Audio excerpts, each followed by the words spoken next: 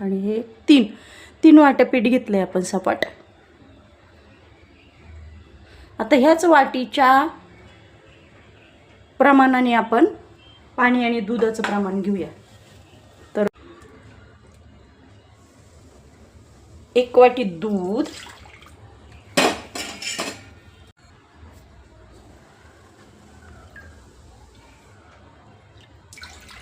आणि 2 वाट्या पाणी.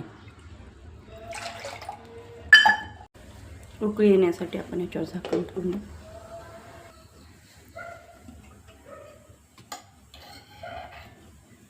एक चमचा तूप घालू.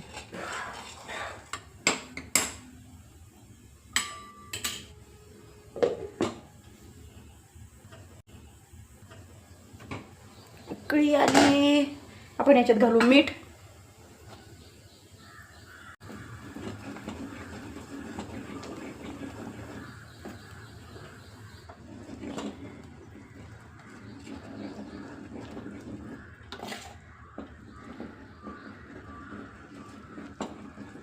चपका मारू आणि झाकण ठेवून देऊ. आता हे 5 मिनिटं शिजू देऊ आपण छान.